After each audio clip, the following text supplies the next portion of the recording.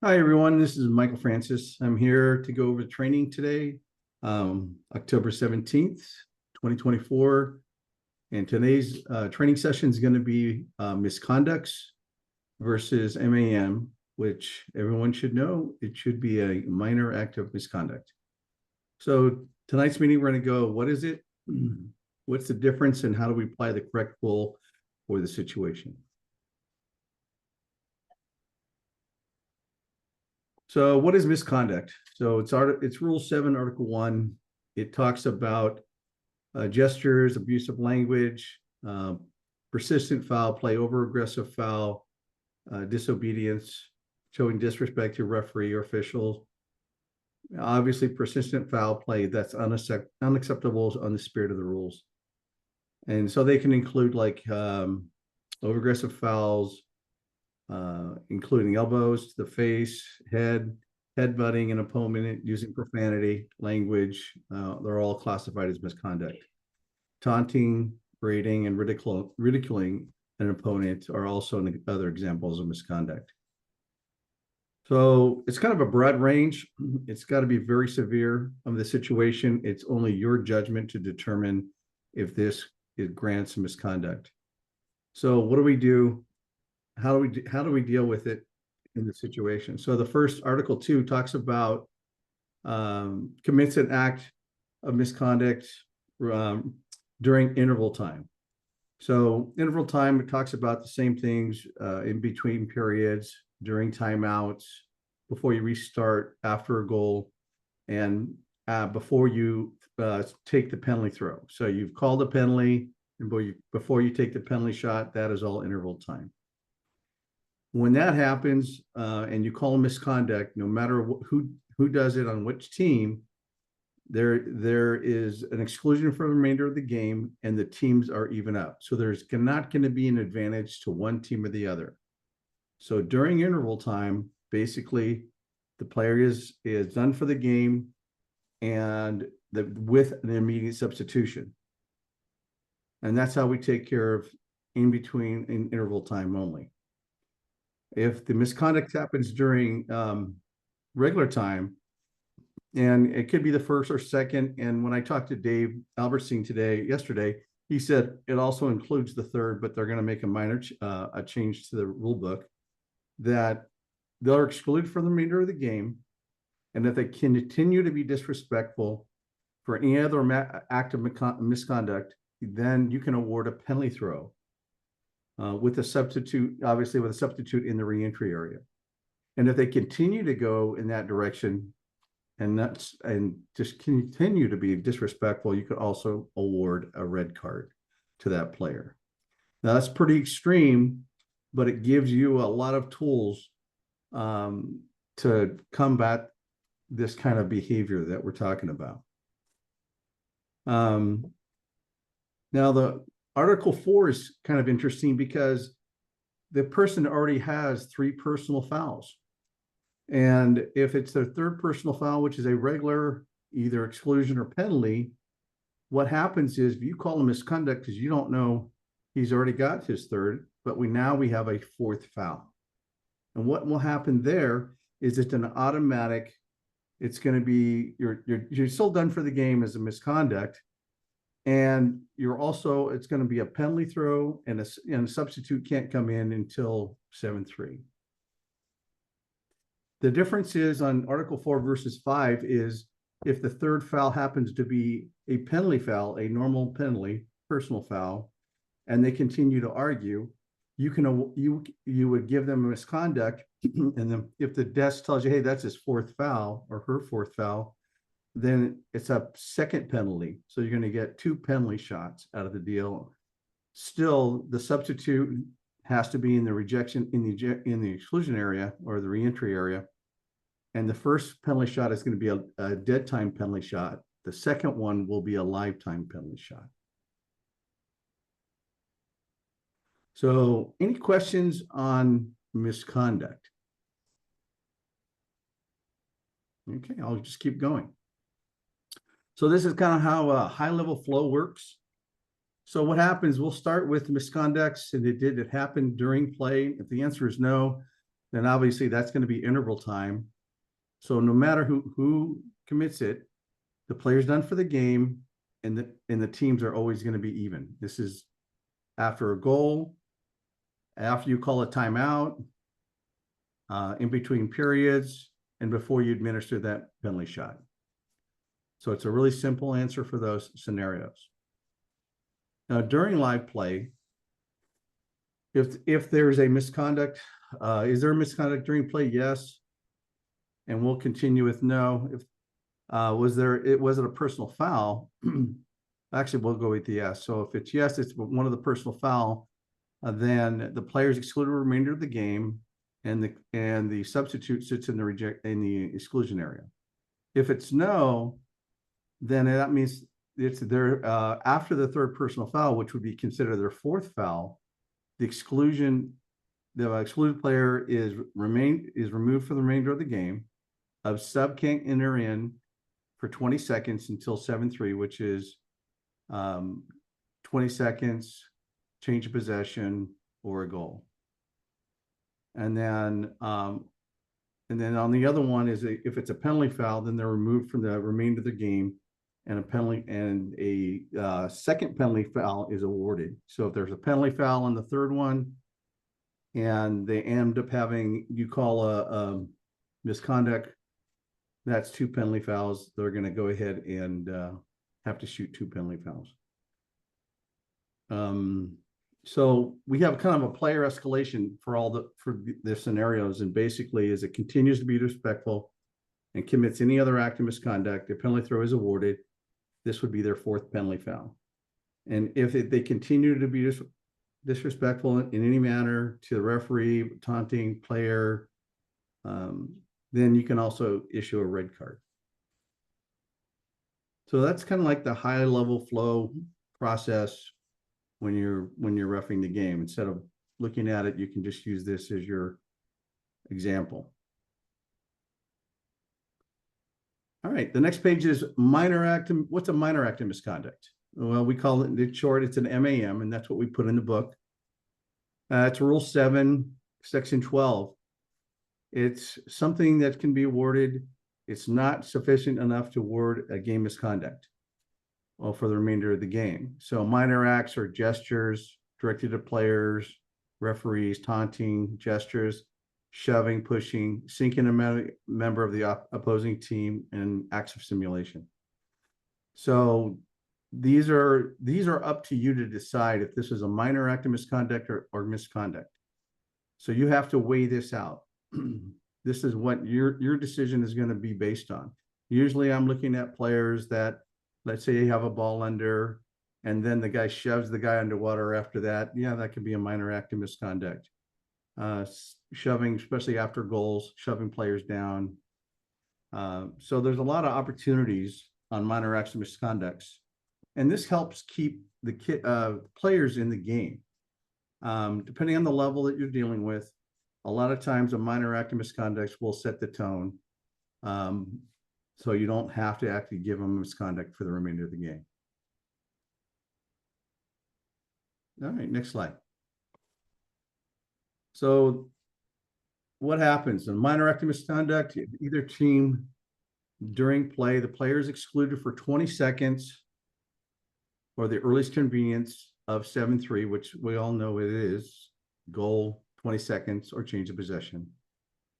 And it doesn't matter what team. So if you call a MAM on the offensive team, they also lose the ball as well. So that they will have a man-up situation. When you turn the ball, you can exclude the player on offense, turn the ball over back to the opposite team, and then they cannot come in until 7-3 during live play. Now, if the team acts, the team commits a minor act during interval time, there's a big difference, and the difference is that the player is removed, okay, and they cannot start until 20 seconds. So it doesn't matter if it's a change of possession or not. They cannot come in because it's during interval time. They cannot come in until 20 seconds of playing time. Okay, so that's a big change from interval time. So I'm sorry, yes, during the interval time. So during live time, they're going to be out until a goal or a goal 20 seconds or change of possession. Article 5 is if you have a minor act of misconduct after committing a third personal foul, then an additional penalty foul is awarded. And then the substitute can enter immediately after the penalty throw has been taken. If the first penalty throw is a dead time penalty throw and the second one is a lifetime penalty throw. So if the third personal foul is a penalty and you get a second one for a minor act of misconduct, then you're going to have two penalties because that's your third. If the player receives a minor act in the same game, gets two of them, then they're excluded for the remainder of the game, but that is not called a misconduct. So there's a big difference between a MAM when you get two versus one misconduct. Let's go to the next page. So this is the high level flow from minor acts of misconducts. So if it's no, did it happen during live play? And if the answer is no, then either, and it doesn't matter what team does it, then this is during interval time. So the player should be removed immediately with a substitution and even up.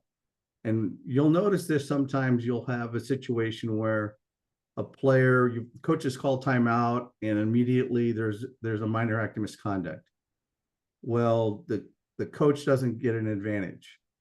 So you're just going to sub out the player for 20 seconds and they're even up. Okay. But the player the player that got excluded cannot come in until 20 seconds of playing time. So if they're excluded during live play, then you exclude the player, you do a half roll on the minor act of misconduct, and then they can come in after 7-3. So if it's after the third personal foul, though, then there's going to be another penalty foul awarded. So after the third one, that's why sometimes you will get a fourth foul in the game. And a lot of times it's the desk that has to tell you.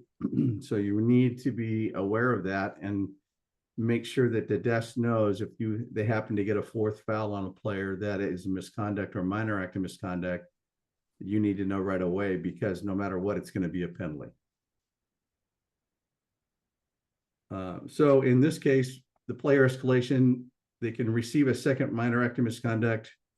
The first two can be a minor act of misconduct. They're done for the game, but they're red flagged, but they're not given a misconduct. So what's really the difference between these two? So really the difference is misconduct is always going to be done for that game, no matter what. There's different applications for during playing interval time, and this is always a reportable incident. So you have to report this to the CWPA for club, and NC2A RefQuest if it's a varsity game. If it's a minor act of misconduct, they can get, if they get one, they can still play. They have different applications between during playing interval time. And if you get a second minor act of misconduct, then you're done for the game, but you're not going to report that through RefQuest or CWPA Club because it's not reportable. So that's really kind of the summary. If anybody has any questions so far. Yes. Michael. Yes, Igor. How is it going? Good. How are you, man? You look cold out there. Yeah, I'm in a soccer practice. Okay. Will you review the process when somebody commits a simulation? What's the sequence when you see the first simulation? When the guy do the second simulation, what happened with the bench? And when you start calling the MAM, the minor act? Well, minor act, the simulation is a different process than then minor act of misconduct. So the first one would be, I think that Dave had sent out it's going to be a yellow card for the first offense. If it's on the defense, it's a flying yellow card with the simulation signal. And then the next normal stoppage of play, we make sure that we tell the desk who it was, and we tell the coach that's a minor act for simulation. Okay. So that's the rule. Same thing on defense. On offense, we're not going to. The rule is the same. It's the same thing we're going to be doing. In this case, we could stop play, pull the ball out, give a yellow card, and show simulation and show the desk what number it was. The next time after that, then it would be an exclusion for simulation. So you're going to signal exclusion, and then you're going to show simulation. And the minor act. Which is a minor act as well. So it gives you lots of tools between the two, but I think it's a different process than this for once you've already given the yellow card, then you could do a minor act of misconduct for simulation. That's on the second time. Okay. Thank you. All right. It looks like Mark asked about hand signals. Okay. So we have in the rule book, we have hand signals for simulation. For minor act of misconduct, it's actually a one roll with one arm. It doesn't matter what arm it is. And you do this after you do the exclusion, then you use the arm to motion what it is that you're excluding the player for. If this is a minor act, then it would be run roll. If you do two hands, that will be in misconduct. The key is sometimes the coaches are on your side and they only can see your elbow. So maybe they can't see if you have one hand or two hands. So always make sure that you communicate that it's a minor act or is it a misconduct? So, because you don't want that player going back in the field to play. So preventative officiating will help you communicate to the coach, the player, so you don't want them coming in and now you got a different issue coming in if he comes in from a misconduct, because then he would be not entitled to play, which I covered in the last meeting. All right. Anybody else have any questions? Pretty quiet tonight. Hey, I'm sorry. I was wondering about the hand signals. How do you distinguish these, and what your protocol is for signals? Okay. So first I do the whistle as an exclusion. So everybody knows we have an exclusion. And if we have a minor act of misconduct, it's one roll, hand roll like this. And it's in the rule book under signals. Where's my signals? Signals are on page 78. I want to get 78 for you. Let's see, 78. That's all right. Let's see which one that one is. Okay, for let's see, page number 82 shows you the hand signal for simulation. That's figure FF. And the signal for misconduct, that's exclusion. Let's see where it is. Here it is. As page number 78, figure F, a misconduct would be with two hand roll like this. So you're still doing the exclusion, you're doing the whistle and the exclusion first, and then you're demonstrating why you're excluding them. The same thing as if you were telling a push off, exclusion, or hold. Always do it after the whistle and after you're signaling exclusion and who is excluded and what the signal is, so everybody gets an idea what it looks like. So in the NC2A rule book, let's see, and then let's see, where's minor act? Let me see if I can find the minor act one. I know what's in here. Actually, I was looking at it today.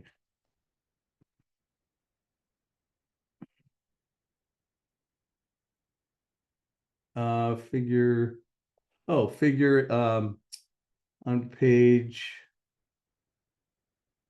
82, it's figure EE. That's the signal for, minor act of misconduct. And you always want to make sure the desk writes it down as minor act of misconduct and not just an exclusion. It makes a difference, because if they get a second one, then they should be raising the red flag immediately, because that's going to tell you that, okay, they're done for the game, but it's not a misconduct, but they're not entitled to play anymore. Did that answer your question? Yeah, thank you. Okay. And if you do have a situation where you have to call a penalty, let's say it's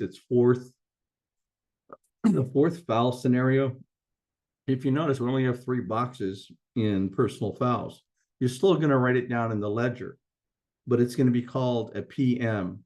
So it's a penalty with a misconduct, or a penalty with an MAM in the book.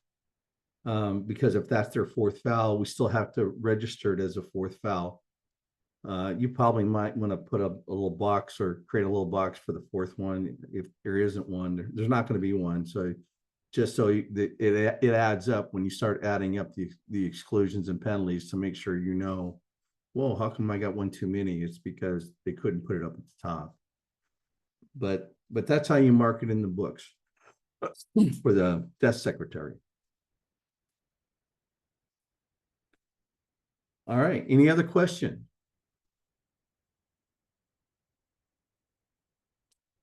I think it was pretty simple today. I don't think there was anything else. You can go ahead and review the documentation. I bring the slides with you, or put them somewhere you can access them immediately. It will make a difference in knowing what your situation is, if it's interval time, if it's not interval time, because it does make a difference. Because if we don't do it right, we know the coach could protest that scenario if we don't apply the right rule for the right situation for these things. And sometimes the coaches know the rules backwards and forwards, and some don't. But if you're not sure and you think you did it wrong, go look it up. It's a lot better than if you fix it the next time and talk to your partner about it. I don't know how many people on this phone call, on this webinar, knew that you could get a 4th personal foul in water polo. And it's very important that we get it right, because we want to apply the right rule. All right, that's all I have for tonight, unless there's any other questions or concerns. Anyway, thank you very much. I'm going to go ahead and stop the recording. If anybody has any questions after that, I'll be glad to answer.